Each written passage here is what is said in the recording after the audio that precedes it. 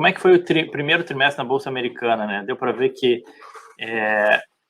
o índice Dow Jones, essa linha vermelha aqui, performou melhor do que o S&P e performou melhor do que o Nasdaq, tá? Isso aqui foi até dia 31 de março. Isso aqui já deu uma mudadinha um pouco, né? Porque o Nasdaq subiu bem ali na quinta-feira e tal, mas ainda assim, o que a gente viu ao longo desse primeiro trimestre foi muito a ideia do rotation. Vou para cíclicos, vou para petróleo, materiais básicos, financeiro, indústria e tudo aquilo que é mais ligado à ciclicalidade da economia e menos tech, menos growth, menos as empresas de momentum, né, que a gente chama. Deixa eu ver se está aqui. Tá aqui. Tem até um outro gráfico que mostra exatamente isso. Quem performou bem agora em março e quem performou bem no primeiro trimestre. Como a gente está falando de trimestre, vamos para o primeiro trimestre, né? Então, as empresas de high beta, que são aquelas mais voláteis, que oscilam, que normalmente são ligadas ao setor de petróleo, por exemplo, materiais básicos, siderurgia e por aí vai, elas têm um beta mais alto, elas performaram bem. As de valor, né, que durante muito tempo performaram pior do que as empresas de crescimento, performaram bem nesse primeiro trimestre. As empresas de dividendo, tem o S&P Buyback. Isso são só formas, tá, pessoal? O que são esses diferentes S&Ps aí, né, que eu estou falando? São formas que muitos analistas fazem ou colocam, né, determinadas ações em diferentes cestas, em diferentes caixinhas. Então, eu pego lá, o Walmart é uma empresa de value, então eu vou considerar value. Sei lá, a Netflix é uma empresa de growth, ou a Tesla, que está também no S&P, é uma empresa de growth. Então, o cara faz a segmentação em diferentes caixinhas e analisa como é que foi o desempenho dessas caixinhas, tá? Então, essa aqui é a ideia. Querendo ou não, é tudo o S&P, tá? Mas ele faz uma quebra por diferentes caixinhas e aí dá para ver como realmente foi diferenciado a performance de dividendo, value. Você vê bastante aqui value, dividendo, value, entre as principais performances, as melhores performances, contrariando tudo aquilo que a gente viu em 2020. 2020 foi totalmente diferente disso. 2020 foi o contrário, né? Todos esses caras que estão aqui embaixo em 2020 estavam lá em cima, que é a história do S&P Momento, as ações mais de momento, mais de pure growth, ou só de growth, ou de, que mais, dividendo aristocratas, até que tá perdido aqui, mas especialmente as de growth, né, as mais ligadas à tecnologia de crescimento, ficaram para trás nesse primeiro trimestre. Então, de novo, foi bem aquilo que eu falei de rotation, foi a tônica desse primeiro trimestre. Deixa o seu like aí, Vitor, de Portugal, lá de Setúbal, em Portugal, que legal. Deb combate lá em Floripa, combatendo em Floripa, Lagoa Santa, Minas Gerais também. Show.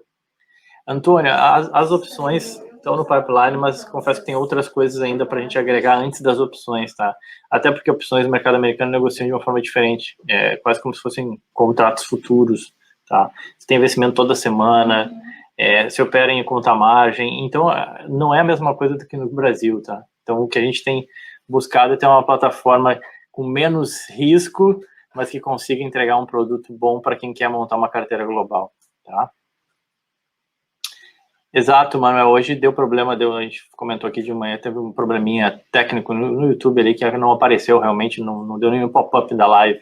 Eu vou colocar nas redes sociais também para depois a live que ficou gravada para quem quiser acessar, né?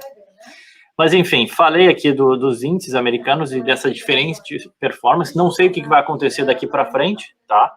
Não estou dizendo que é isso que vai acontecer, que as empresas de value vão continuar se valorizando, mas ao longo de 2020 a gente falava, poxa, as empresas de value só apanham contra as de growth, e as de growth só se dão bem. Agora mudou um pouco, inverteu a gangorra, né? Outro setor que foi bem foram os REITs. Uma forma de ver o desempenho agregado dos REITs é através do VNQ. O VNQ é um ETF que pega 2/3 do mercado de REITs americano. Então, assim, ele pega quase grande parte dos principais REITs americanos. Então, pega de escritório, pega de shoppings, de varejo, pega dos mais ligados à tecnologia, de galpões.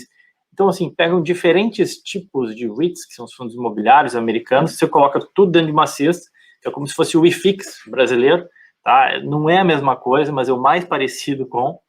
Então, o VNQ, ele te dá mais ou menos uma noção da performance dos REITs, né, ao longo desse primeiro trimestre, que como vocês podem ver pelo gráfico, foi bem, né, 2021 está aqui, caiu ali forte no último dia do mês de 2020, aí depois 2021 performou bem, teve uns perrengues aqui, né? Nunca é linha reta, a gente sabe, investimento tem um pouquinho de emoção, mas uma alta aí de 8,2%, puxada aí, essencialmente pelos REITs de varejo, escritórios e residenciais, aquela ideia de reabertura da economia, e na parte do residencial é que o mercado imobiliário americano continua muito forte, tá? Muito pujante. Beleza? Obrigado por lembrar aí do Grenal, não vou comentar mais para não gerar polêmica futebolísticas, mas é sempre bom só citar. Bom dia aí de Piraju, interior de São Paulo, e Joaçaba, em Santa Catarina, Maragogi, tá bem, Pedro? Maragogi, Alagoas. O que mais? Uma outra classe de ativos, né? Eu falei, as ações foram bem, os REITs foram bem, quem não foi bem foi a renda fixa. A renda fixa varia. Eu não sei quantos de vocês já tiveram essa experiência de comprar uma debênture, um CRI, um CRA, um LCI, um CDB e tentar liquidar antes do vencimento. Ou mesmo qualquer título do governo que seja pré-fixado. Tá? Ou mesmo ainda as NTNs que tem uma parcela que são pré e outra pós, né? Porque você pega lá IPCA mais 4, IPCA mais 5, IPCA mais 13, IPCA mais alguma coisa. O IPCA, ele é pós, porque eu não sei, vai ser o IPCA que acontecer. Mas o 4 ou 5, ele está dado ali quando você compra o título, né? Então, não sei quantos de vocês já tiveram essa experiência de ver que a renda fixa, ela oscila, e oscila bastante, até diga-se passagem. Quanto mais longo o título, mais oscila. Mas o foco aqui não é falar das oscilações da renda fixa, mas sim só citar como é que foi o universo de renda fixa no mercado americano. A gente tem um ETF, o BND, que é a melhor forma de replicar como que foi o universo de renda fixa de um nível agregado nesse primeiro trimestre. Então, esse Vanguard Total Bond Market Index Fund, tá, ele mostra exatamente isso. Ele pega títulos corporativos, investment grade, títulos corporativos não investment grade, títulos de bonds soberanos, né, títulos do governo, de dívida dos Estados Unidos e de outros países, junta tudo isso num grande agregado, e o grande agregado que a gente viu em diferentes também vencimentos, maturities, né, ou seja, vence daqui 1 ano a dívida, vence daqui 2, vence daqui 5, vence daqui 10 anos, porque isso faz diferença na volatilidade do título. O que a gente viu foi uma queda aí de 3,9% em nível agregado do BND. Então, não foi um trimestre muito positivo para os investimentos em renda fixa, essencialmente pelaquela alta dos yields, dos juros americanos, que a gente já conversou aqui várias vezes. Tá? O que mais? Isso, exatamente, Denis, muito boa. Então, ponderação, renda fixa tem renda fixa, mas o preço ele é variável, exatamente. Tá? Então, é um bom momento para as ETFs de renda fixa. O que acontece é aquilo que eu falei, da alta dos yields ali, né, que acabaram pesando um pouco. Não tem, entendo eu que esses yields vão continuar subindo, tem muito a ver com a velocidade de alta desses yields, mas é sempre bom ter uma parcela aí diversificada e não focar só em renda variável, que aí você pode ter mais dores de estômago, digamos assim, quando esse negócio oscila, porque renda variável oscila bem, né? Tá? Beleza? Pois é, Manuel, também não sabia mas realmente o real ele teve uma das piores performances, inclusive pior que o Guarani, a moeda paraguaia, tá? Isso é verdade. Mas não sabia que era os 17, tá? Eu sabia que era pior. O que mais? O que a gente viu, né? Passada a Covid, a volatilidade ela se reduziu, volatilidade volta e meia tem uns spikes, né? É uma fala de um presidente, as eleições aqui nos Estados Unidos elevou bastante a volatilidade, incerteza, o mercado fica com medo, muita gente vende suas ações, as ações caindo, e aí passa. E as coisas se acalmam e voltam ao normal. Tá? Então a gente viu as eleições, Covid, eleições, posse do Joe Biden aqui, mas em geral, a volatilidade em nível agregado reduziu-se bastante, e isso foi muito bom para investimentos de renda variável, investimentos em ativos de risco, tá? E aí, se foi bom para ativos de risco, normalmente não é bom para ativos de baixo risco, ou de menor risco, ou ativos que visam ser mais de segurança, que é o caso do ouro. Então, o ouro teve uma performance fraca no trimestre, queda de 9,6%. Eu lembro que tinha muita gente falando muito de ouro e ouro. Acho que também é bom falar quando ele cai, né? A gente só falava de quando ele estava subindo e vira febre, né? E aí muita gente vai na ânsia porque todo mundo está falando e vai lá e compra e tem que ter ouro na carteira. talvez agora faça mais sentido começar a ter uma exposição ao ouro, aproveitar que ele caiu, né, 9,6% no trimestre, se proteger, o mercado vem subindo, enfim, só dando aqui meu adendo, meus 30 segundos de adendo, mas fato é que no trimestre o ouro performou mal, assim como a prata também, então. O Dow Jones Commodity Index, ele pega, como o nome já diz, um índice de commodities. As commodities em nível agregado foram bem, especialmente nos primeiros 2 meses do ano, ali em março já deu uma chacoalhada boa, tá? Essencialmente também por conta do fechamento de Europa, aumento de casos no Brasil e em outros lugares, mas no início do ano realmente as commodities performaram muito bem, em linha com o sentimento de menor aversão a risco e tudo mais. De novo, fazendo um balanço aqui, né, de trimestre. Perdão.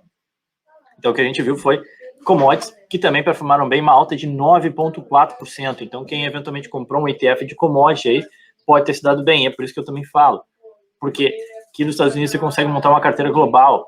Você pode ter ações americanas de diferentes tipos. Você pode ter um pouco de ouro, você pode ter commodity também, tá? Perdão, a garganta hoje já tá... E a gente tem o petróleo. O WTI saiu de 48,52 para 59,16, uma alta aí de 22% no trimestre. Então, grande parte daquela alta ali das commodities se deve também, obviamente, ao petróleo, que performou bem aí nesse primeiro trimestre. De novo, muito bem nos 2 primeiros meses, depois em março ali deu uma chacoalhada com o aumento de casos de corona e fechamento de novo das economias.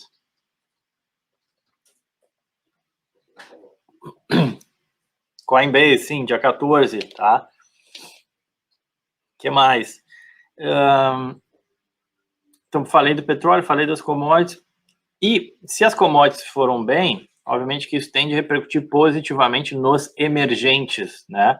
Que se beneficiam normalmente desse cenário de commodities mais forte. O que a gente viu em termos de emergente? Essa linha verde aí é o Brasil, ou seja, uma performance pior do que a média dos emergentes, e aquela linha bordô, vermelha aqui em cima, é dos emergentes em nível agregado.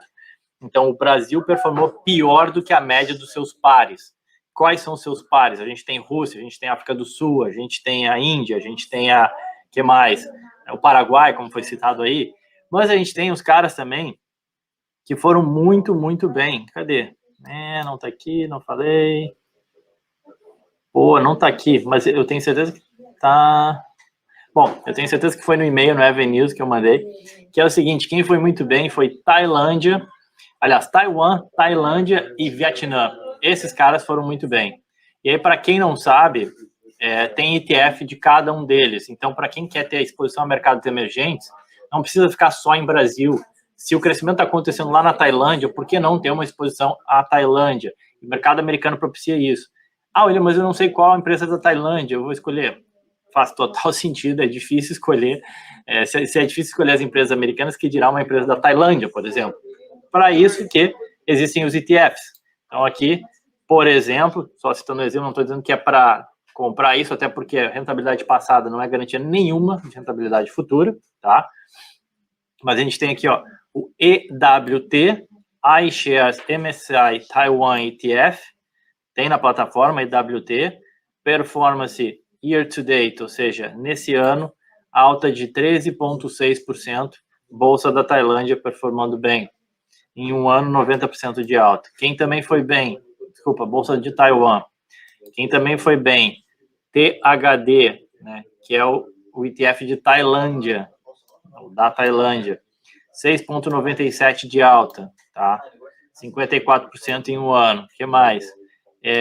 Vietnã, VanEck Vectors Vietnam ETF, também foi bem, year to date, alta de 6%, em um ano 80%. E isso tudo, né, comparando, por exemplo, com o Brasil, que caiu aí 3% mais ou menos no primeiro trimestre. Então, o Vietnã subiu 6%. De novo, mais para dar uma ideia da diversidade de possibilidades que você tem através do mercado americano, tá bom, gente? Pessoal, sobre Coinbase, a gente vai fazer live específica sobre ela, tá? É no dia 14, então a gente ainda tem mais de uma semana ainda para ficar falando de Coinbase, tá? Ela vai ser uma direct listing, é um pouco diferente do IPO tradicional. O IPO aqui nos Estados Unidos já é diferente, né? A gente até tem uma live, né, entre as lives gravadas lá, se você for na área logada, tem uma live que quando a gente explicou do case de Airbnb, como é que funciona o IPO aqui nos Estados Unidos. A Coinbase vai fazer uma direct listing no dia 14, quando ela começar a negociar, depois do primeiro negócio, ela entra na plataforma, tá? Essa que é a ideia.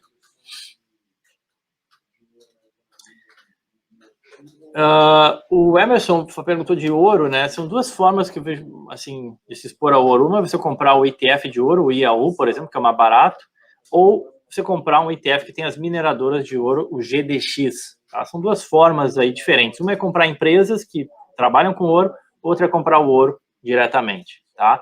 E o Ronaldo perguntou quinto dia útil do mês. Então a gente está falando que vai ser para ser na quarta-feira, quinta-feira, o Seleção Avenue, tá? É sempre o quinto dia útil do mês. Beleza? O que mais que eu estava falando? Estava fazendo o giro aqui. Então, emergentes foram bem. Destaque aí para...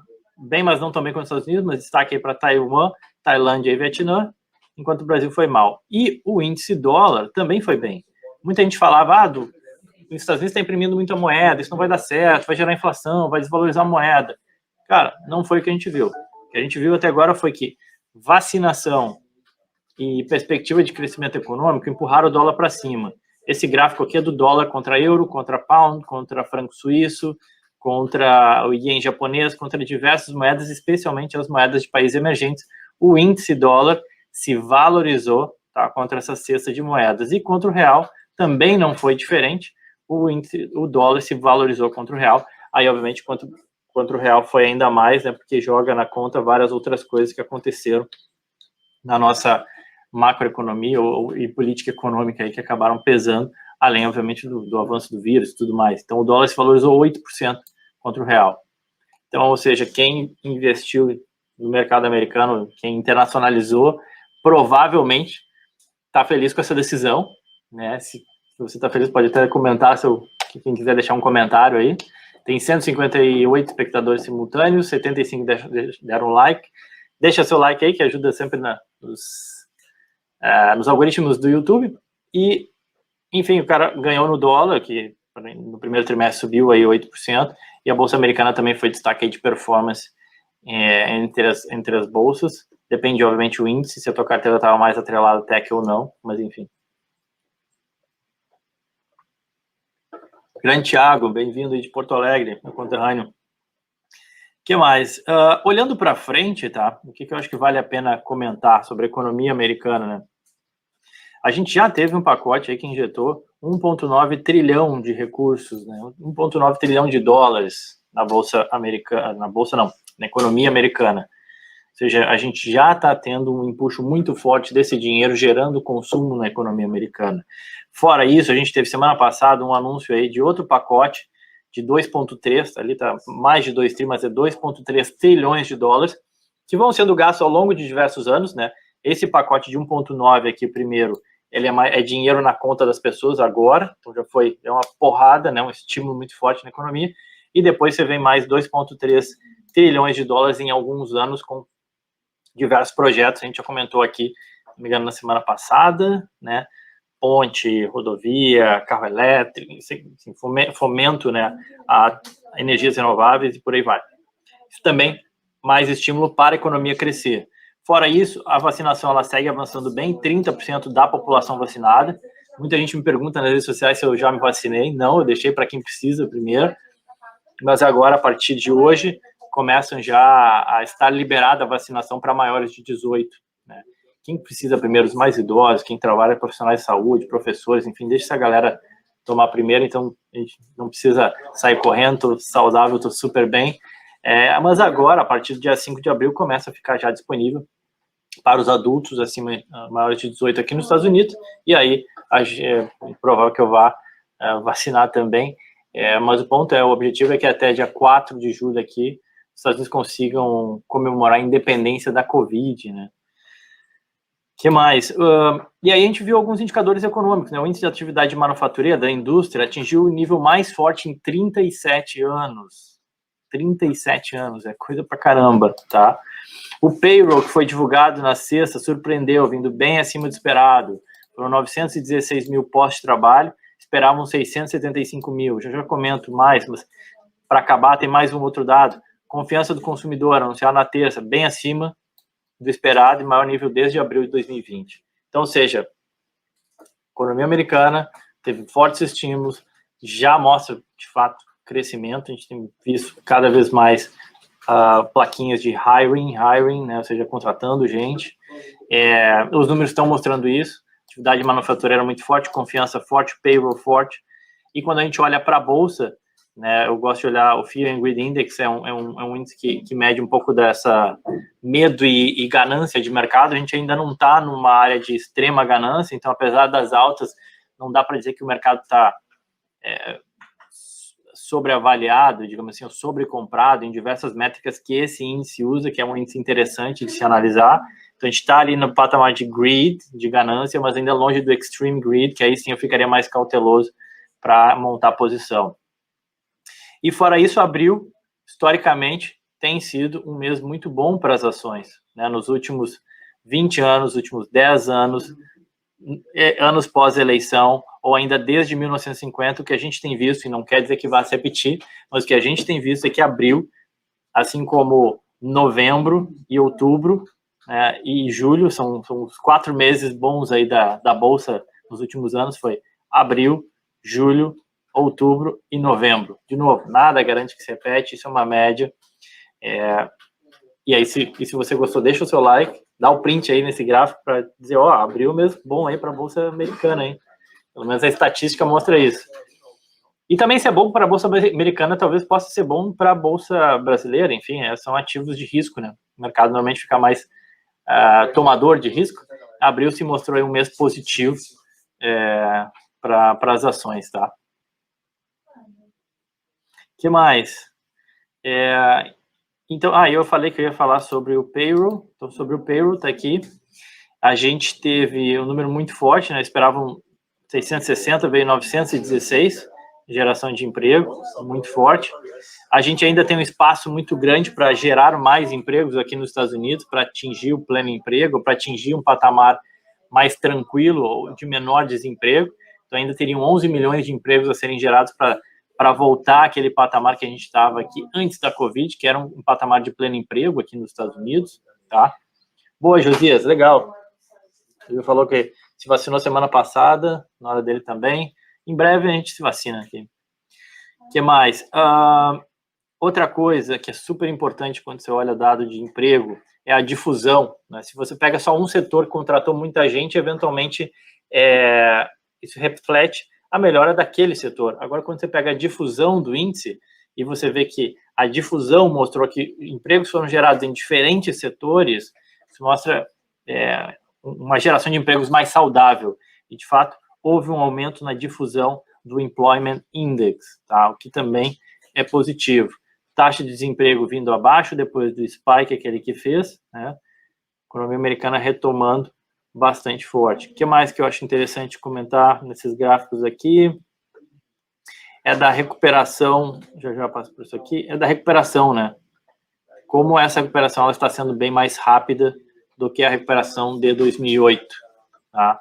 A gente teve uma forte queda, né, em termos de ciclo econômico, e a gente tem uma forte retomada, ainda não retomou o patamar que estava, mas enquanto em 2008 o negócio foi se arrastando durante muito tempo, durante diversos meses, né, a recuperação aqui ela foi muito mais rápida, em 12 meses a gente já está chegando mais perto de onde a gente estava. Tem vários setores que ainda estão longe, né, pega o setor de aviação, por exemplo, ainda está muito longe. A taxa de ocupação das aeronaves ainda está 50% mais baixa do que ano passado, então, mas está retomando, está melhorando, tá? Acho que esse é o ponto central. E a geração de empregos, ela, obviamente, ela não se dá sempre uniforme, né? Tem diferentes setores. Então, alguns setores aqui que contrataram mais e alguns setores que contrataram menos, tá? A gente começa a ver alguns espetáculos sendo reabertos, alguns cinemas foram reabertos aqui nos Estados Unidos, e aí ajudaram a contratar gente, da mesma forma que Scenic and Sightseeing Transportation, que é um pouco disso, aqueles ônibus de turismo que a gente vê, também voltam a contratar, além de bares, restaurantes, hotéis e por aí vai, tá? E o que mais? Eu acho que, assim, para acabar, a pergunta que ainda fica para esse próximo trimestre é, né, até que ponto a gente vai ver uma reversão desse gráfico ou se é simplesmente uma consolidação, algo que a gente já viu em outros momentos, 2016, 2018, 2019 e agora em 21. E o que é esse gráfico, né? Esse gráfico é o preço relativo das ações de tecnologia com as ações de value, né? A gente tem visto as ações de tecnologia performando bem já durante muito tempo, em alguns momentos para respirar, né? E depois continua. Ou será que para realmente ter uma reversão e agora as ações de valor vão continuar performando melhor, tal qual foram já nesse primeiro trimestre de 2021? Aí fica mais difícil de falar, só o tempo dirá, mas eu acho que uma carteira bem balanceada, ela tem que ter também um pouco de tech e um pouco de value. Tanto é que no Seleção Avenue, que a gente vai publicar a semana, tem lá para quem busca mais empresas de valor, dividendo, e para quem busca um pouco empresas de crescimento também, tá bom? E eu acho que é isso, pessoal.